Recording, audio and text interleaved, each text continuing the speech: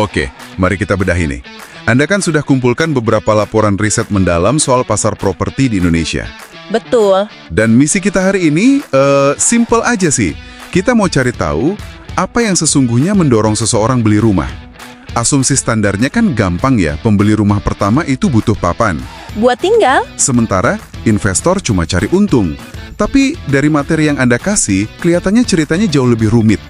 Nah, yang menarik di sini tuh justru itu. Garis pemisah antara kedua kelompok itu ternyata makin kabur. Makin kabur gimana maksudnya? Laporan ini menyebutnya fenomena konvergensi motivasi.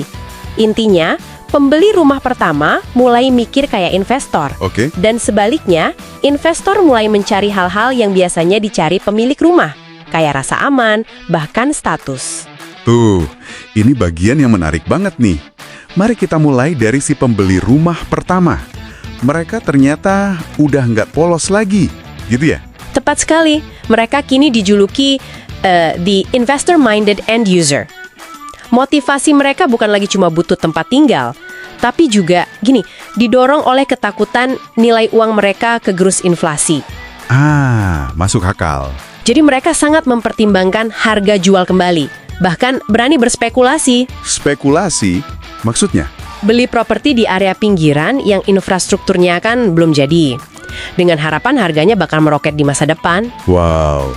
Nah, ini kan kalkulasi investasi, bukan lagi sekedar pemenuhan kebutuhan. Oke. Lalu gimana dengan investor murni? Kalau pembeli rumah jadi investor, apa investornya tetap sama? Mereka juga berevolusi. Karena data menunjukkan harga properti secara real itu sempat stagnan, pasif dari sewa, atau rental yield. Soal rental yield ini ada data yang gila sih angkanya. Lonjakan pencarian sewa sampai 294% di Cimanggis. Iya, Cuma gara-gara LRT beroperasi. tepat. Itu menunjukkan betapa pentingnya infrastruktur. Selain itu, mereka juga mencari keamanan aset, wealth preservation. Mengamankan kekayaan.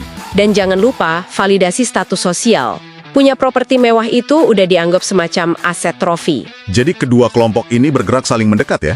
Betul, Laporan Anda menyoroti ada satu faktor pendorong utama yang menyatukan perilaku mereka. Apa itu? ada. Katalisator utamanya itu intervensi kebijakan, yaitu insentif pajak PPN-DTP. PPN ditanggung pemerintah. Nah itu, ini seperti penyetara yang kuat banget. Penyetara gimana maksudnya? Gini, bagi pembeli rumah ini kan diskon besar yang bikin rumah jadi terjangkau. Iya, 11% itu lumayan. Bagi investor, ini bonus ROI instan sebesar 11%. Jadi sama-sama diuntungkan. Hasilnya, data menunjukkan transaksi bulanan untuk rumah di bawah 2 miliar itu melonjak 54%. 54%. Dan itu dibeli secara agresif oleh kedua kelompok di waktu yang bersamaan. Oke, jadi apa artinya semua ini? Label pembeli rumah dan investor kayaknya udah nggak cukup lagi ya buat menjelaskan pasar. Udah gak cukup. Keduanya sama-sama cari rasa aman di tengah ekonomi yang nggak menentu. Entah itu keamanan emosional karena punya rumah. Atau keamanan finansial karena punya aset. Persis.